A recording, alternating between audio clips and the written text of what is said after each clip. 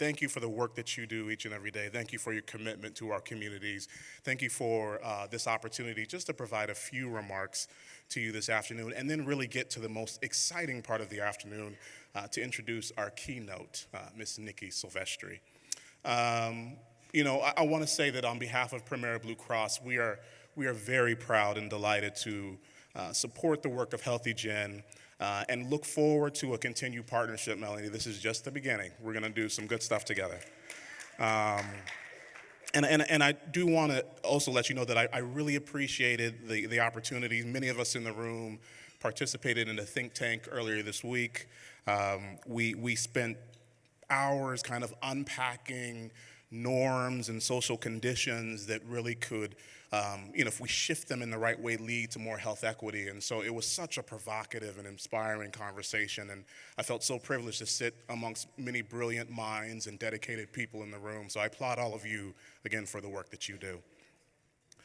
And I'll just say that, as the leader and the person who gets to do community relations each and every day for Premier Blue Cross, I find it quite fitting that in the last year, we really have revised this commitment to improve customers' lives by making healthcare work better, and to serve our community in new ways by partnering with organizations like Healthy Gen to share our commitment and this idea of creating enduring health equity.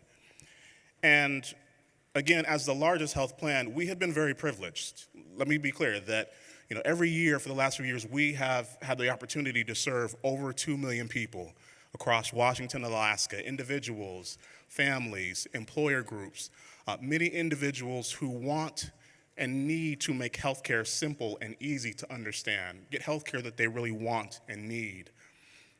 But let me also be clear that in this last year, we have, I think, recognized and called out many of the inherent and pervasive disparities that exist in our communities, particularly among low-income communities and people of color. I think now more than ever, our organization and our leadership have started to recognize many of the critical health issues that so impact our youth and our families, like adverse childhood experiences and severe trauma and toxic stress. Just being candid, I was one of those children growing up in the Seattle community and was very, fortunate to have grandparents to step in and work me through that. And so, again, that's why I am so excited. I am so elated and committed to this idea that Premier is significantly increasing their commitment, through this new investment, through our new corporate philanthropy program, Premier Social Impact, and really going to have an explicit focus both on health equity, but also on this idea of mental and behavioral health. Because we know, thank you. We know there are gaps in the system. We know there are gaps in resources. We know that 1 in 5 people experience mental health conditions, the most likely being depression.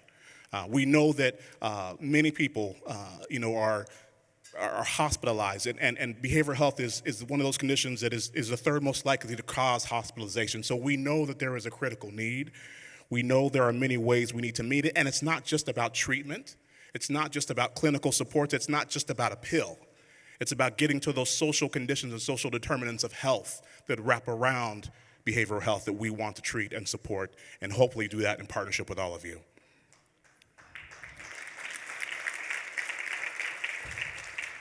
So that's enough about me and enough about Premier.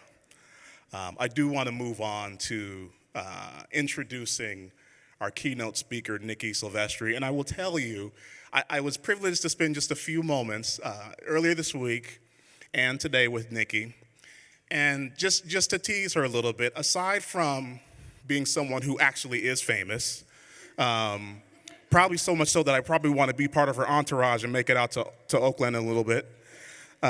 Beside being someone who's very poised and well acknowledged and will probably wow you with some of her famous speaking here, she is a lover of fantasy and science fiction and comic books.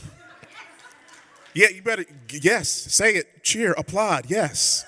And and I thought it was so cute. Like we were both chuckling when these gentlemen were up here singing that song or showing us that song, Superhero.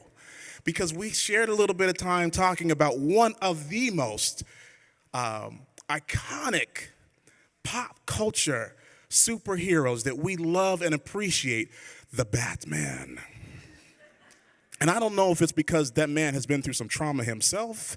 I don't know if it's because he's filthy rich or if it's the utility belt or he's just got the baddest car in the world. I love some Batman. Nikki loves some Batman. Thank you for being my sister from another mother when it comes to the Batman. I'm going to let you know when they kick out Ben Affleck and put me in the suit. I'm going to let you know. We can do this. Warner Brothers isn't ready. Thank you. Okay. Anyways, let me move on. Miss Nikki Silvestri is the founder and CEO of Soil and Shadow, a project design and management firm working to create systems change while improving relationships between communities. As the co-founder of Live Real and former executive director of People's Grocery and Green for All, Nikki has built and strengthened social equity for underrepresented populations in food systems, social services, public health, climate solutions, and economic development. A nationally recognized thought leader, her many honors include being named one of the Root's 100 most influential African Americans. An accomplished communicator, Nikki is well known for her combination of vulnerability and razor-sharp analysis. In addition to her speaking appearances at conferences and private events, Nikki regularly forwards the message of equitable economies through numerous media channels. BET.com, The Huffington Post, and the San Francisco Chronicle have featured her writing and her recent television appearances, including All In with Chris Hayes and the Melissa Harris Perry Show on MSNBC. I told you she's famous. Nikki is a faculty member at the Food Business School. She co-designed and taught one of the inaugural courses, Ethical Leadership in Food Business. She sits on the board of directors of the Business Alliance of Local Living Economies and is an advisory board member of Me, We, the Next Gen Social Network. Nikki began her work in social change through the foster care system in Southern California, where she directed foster youth empowerment workshops. She has a master's degree in African American Studies from UCLA and is originally from Los Angeles. She currently lives in Oakland with her husband. Please give it up. Give a rousing applause and a warm welcome for Miss Nikki Silvestri.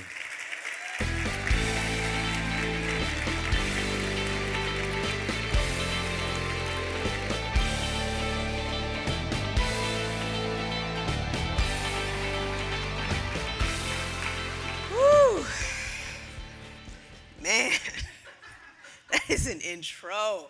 Having someone who can deeply appreciate the kind of nerd that I am, I really can't emphasize how held I feel in this space right now.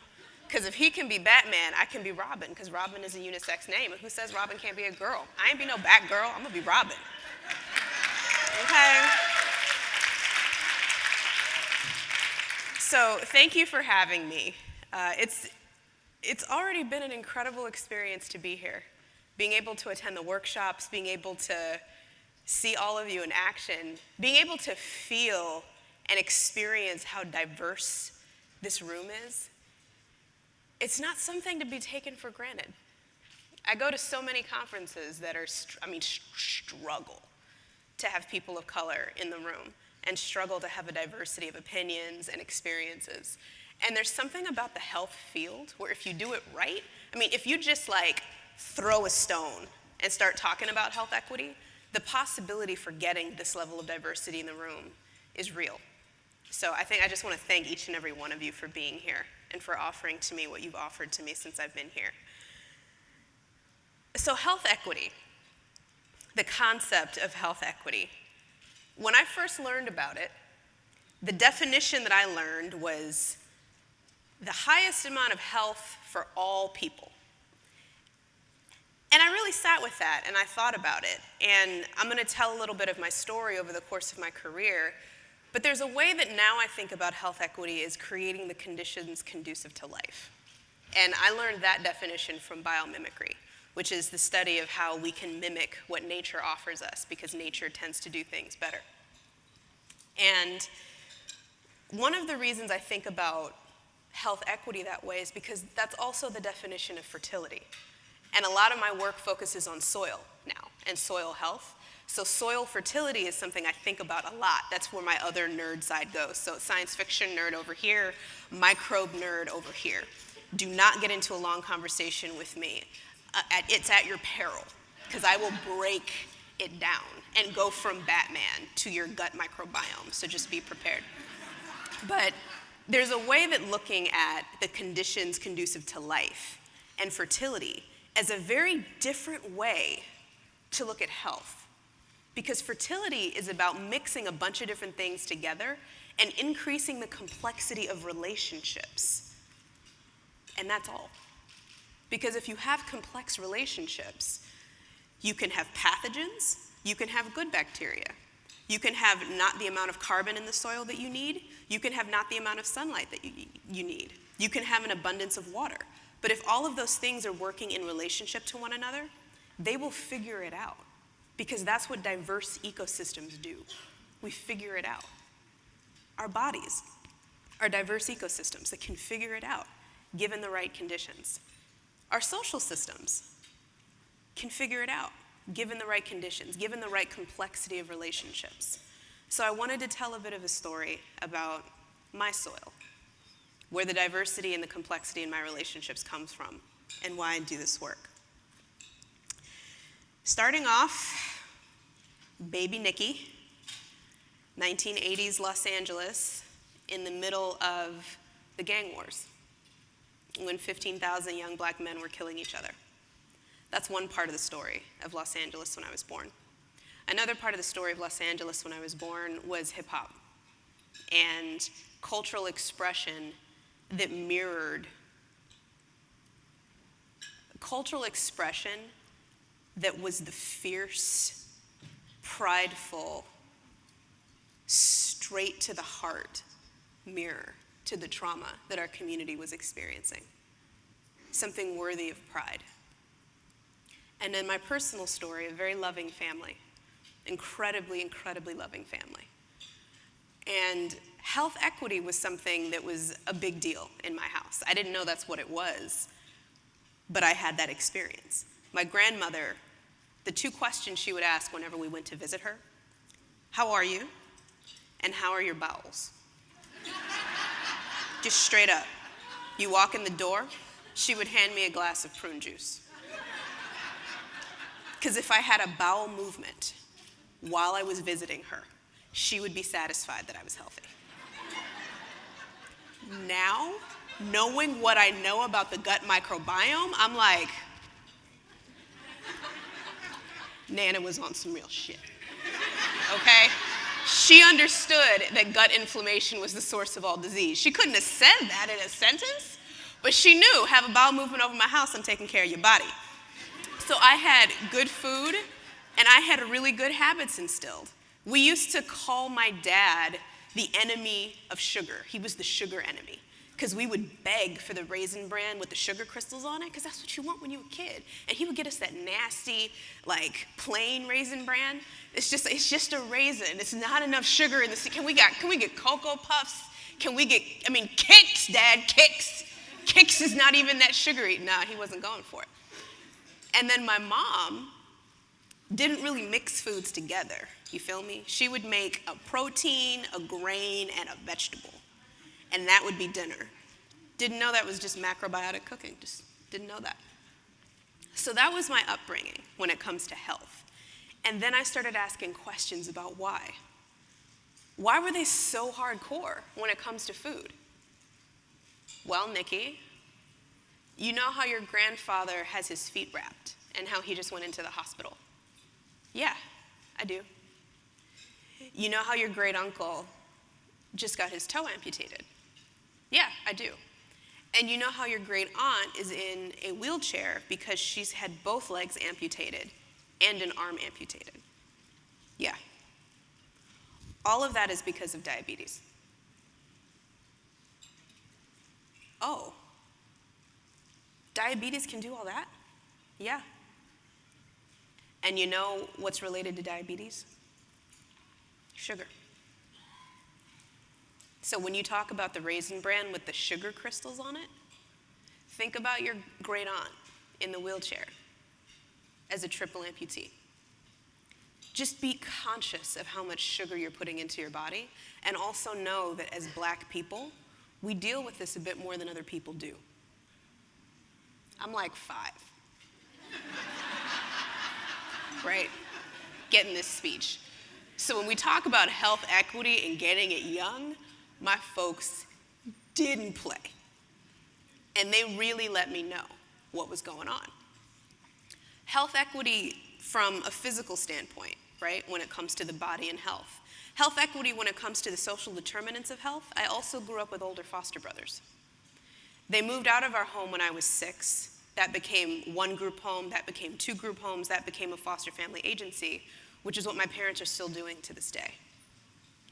I got into conversations with them when I was 5 and 6 about my foster brothers and why I couldn't play with them without wearing clothes.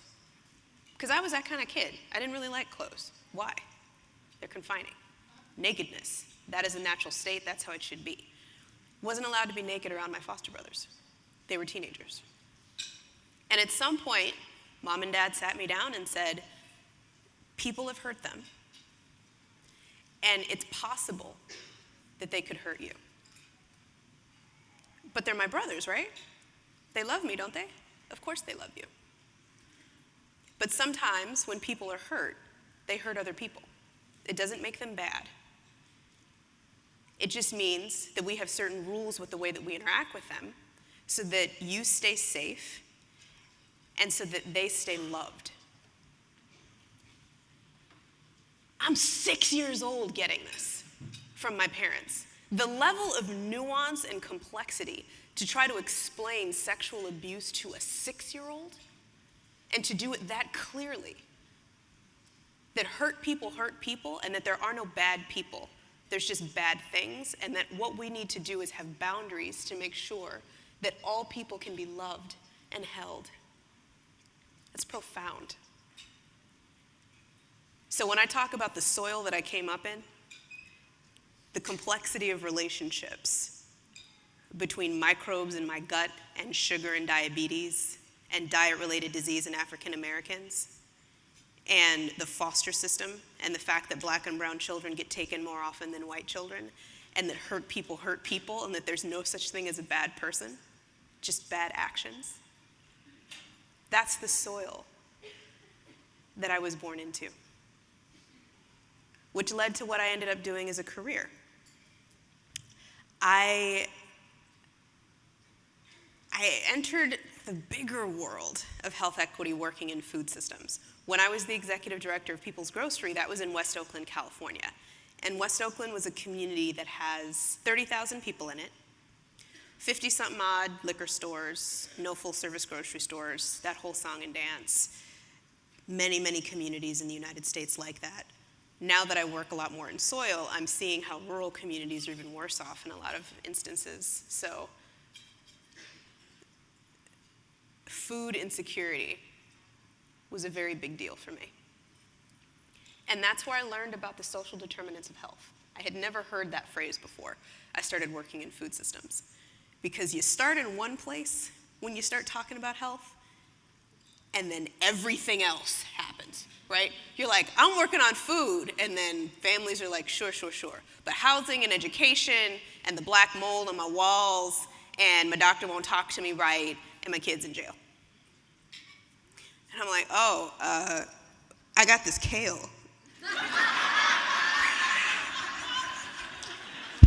What's so sad is that, like, the Kendall Jenner Pepsi commercial thing, we all know, like, what happened there. I kind of feel like that's how I was. You know, I'd have my vegetables and be like, I know your kid's in jail, but kale.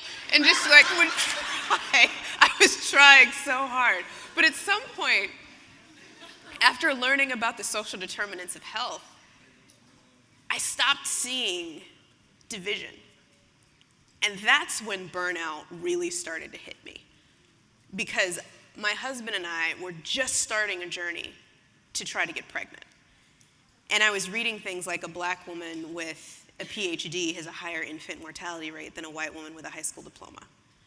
And just being like, that's me. I don't have a PhD, I have a master's degree, but still, higher education.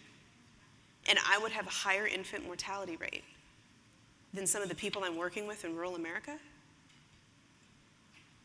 Why? Oh, I live in West Oakland, and people in West Oakland live 15 years less than people in Piedmont, and they're a stone's throw away from each other. That's me. That's not the community that's out there. That's me and my future kids. And so I started to spiral, because the more I was learning about the social determinants of health, the more I was seeing my family in it. The more all that stuff about diet-related disease, and having watched my family with mental health issues and diet-related disease and not being able to be served in the way that they need to be served, all of the things started hitting me. So to escape, I took on a national executive director job doing climate work, because I'm like, great, all I need to do is just not work locally. Working locally breaks my heart and makes me feel like shit. I need to be an advocate and just not talk to people anymore. I can be on TV and I can escape grassroots work and it won't be okay. It doesn't work, just, as a FYI, it doesn't work. Because as it turns out, the more you know, more money, more problems, as it turns out. Because if you think stuff in the food system is bad, DC is this place where everybody gets drunk all the time, right? That's like how that's how everything gets done. I don't drink, so I was confused all the time. People kept inviting me to bars, and I'm like, but we need to talk about this senator. And they'd be like, yeah, the senator's gonna be at the bar. I'm like, and then we'll talk about oh, I don't drink. And they'd be like, act like you do. Get some tonic water, put a lime in it, just don't say nothing. But at these bars, I would talk to these climate scientists that were hopeless. Just hopeless about what was gonna happen. I'm not gonna throw a bunch of climate statistics at you because they're depressing, but the whole 2 degrees Celsius is what we can afford to do. And even if we don't hit that, it's gonna be bad. There's 1 billion to 2 billion people that a lot of the best models are just writing off globally. There's just nothing we can do with that level of displacement. And the whole correlation thing, sure.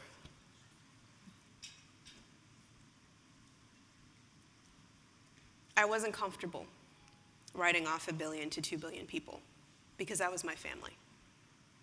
Those were my people that they were writing off. And if I thought I was burned out working locally, understanding how broken things are nationally, and this was before 2016, to be clear. This is not a magic school bus of one regime changing to another. This is deeply inherent things about people not knowing how to play well together, about a lack of fertility, of social fertility in our governance system. So I left my national executive director position off a cliff. I had just gotten confirmation that my husband and I were going to have a lot of trouble having a child if we could have a child. I lost friends that year. I burned a lot of professional bridges that year. 2014 was a year of breakdown for me. And I really was holding a question about what was my value? What was my value, really? What did I know how to do? More importantly, what did I know how to do that was actually helpful? Because I had done so much in my career already, but I wasn't clear if it was helpful. How was I really honest to God in service? Because the irony was that the times when I felt like I was the most in service were the times that my heart felt like it was breaking the most. And that was the conundrum I didn't know how to resolve. I don't know how to hold this amount of grief in my body every day. I don't know how to get up out of bed in the morning, witnessing some of the things that are happening to the people that I love. I just don't know how to do it. So I threw my arms open and I said, I've built my identity around the fact that I have jobs until I can have kids, and I don't know if I can have kids. And now I don't know what I'm gonna do with my career. I don't know how I'm gonna make money. I'm taking this unemployment check. Use me. Use me. And that's when I started learning about soil. I went to a random ass workshop on carbon soil sequestration, and I was like, okay. I went as a favor to some friends. I'm like, I don't know what y'all talking about, but I'll go because you asked me to go. I'm just not in a good space right now, so if I curse all of y'all out, I'm just warning you. This face is my resting face right now. And I got deeply inspired by soil. But this concept of fertility was really the thing that started striking me, because I was dealing with my own reproductive fertility issues. I was dealing with my own, what is my value if I can't bear a child?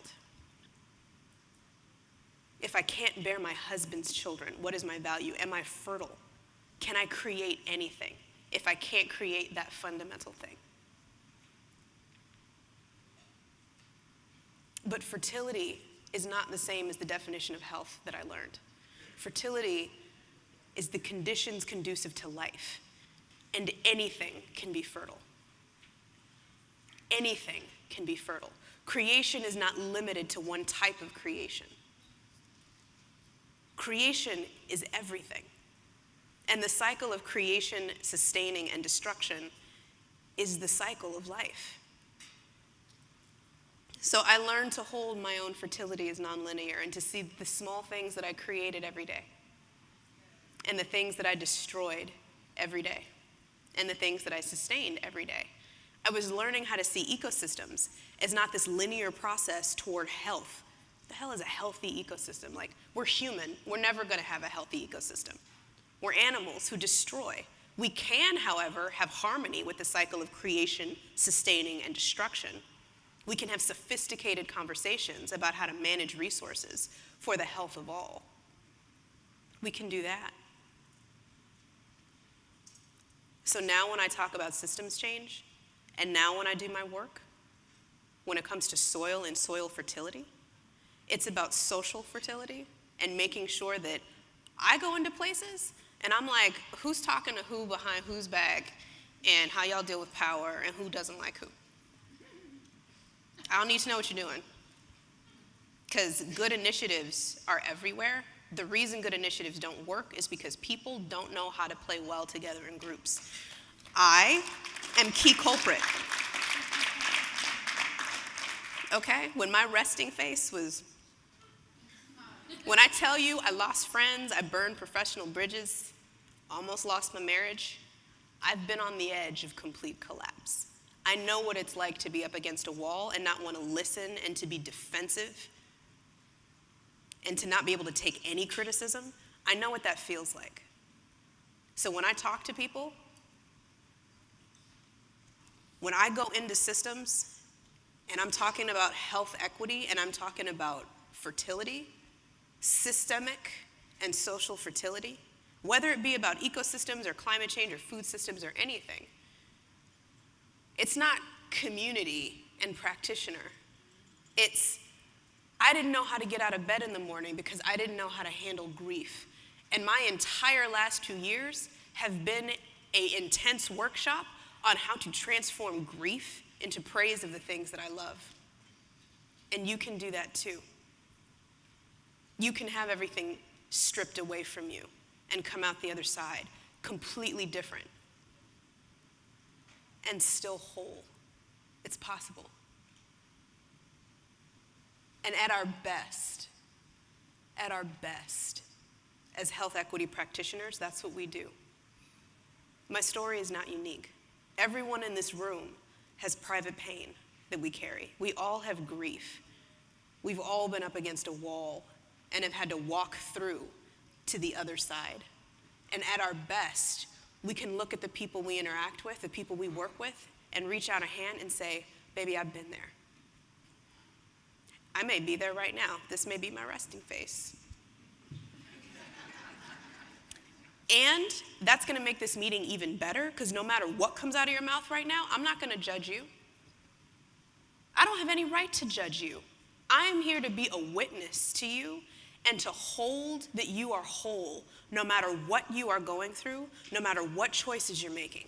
I see you as whole, and I will continue to hold you as whole so that if and when that moment comes, when you want to access more love for yourself, I will be an advocate for that. But first and foremost, I'm going to be an advocate for you to have choice with the way that you live your life. Some of the most radical health equity practitioners I've worked with have really schooled me on what radical acceptance looks like and how transformative it can be for communities. So for those of you that integrate, that have this non-linear approach to health, that are doing your own work, that walk through your own fires, and meet the communities that you work with as whole people, thank you. For those of you that don't know how to get up in the morning sometimes, when we have those moments, thank you for sometimes not getting out of bed and caring for yourself when you need to. Y'all laughing, real talk. When I would call in sick and be in the bathtub all day, that's what I needed to get up the next day. You feel me? What is it, the recharge room that you have here? Everybody needs a recharge room in their house. And I would like to be the kind of boss one day that has a recharge policy. There was the video circulating around when the mass shootings were, not mass shootings, but well, it's a whole other thing. But the shootings of unarmed black men, mass shootings are kind of side by side, because guns. There was a video circulating around calling in black, because sometimes you just need to reaffirm your humanity. When you see men and women of your race being gunned down, just every day. It's just because it's Tuesday, you know. Calling in radical acceptance should be a thing, as far as I'm concerned, in the health equity field. Having times when we care for ourselves above all else because we bless others with our abundance and not from depletion should be a real thing. This conference is modeling that with its recharge room. I've talked to people here who do that for their teams. And at our best, that's how we hold ourselves and others. So there's no advice here. There's no what we should be doing. It's more reinforcement of what we already are doing. That the moments of self-care are great. That the moments of grief integration are great. That the moments when our dark sides get the best of us show us that we're human and increase our ability to not judge others so they have a place too. This is just a reflection that I see you as whole. All of you, no matter what state that you're in. That I bless your good intentions, no matter how they turn out. That I bless your ability to take feedback when you can. I bless your ability to be resistant and defensive when that's all you can be. All of you. Thank you for what you do. and we're in it together.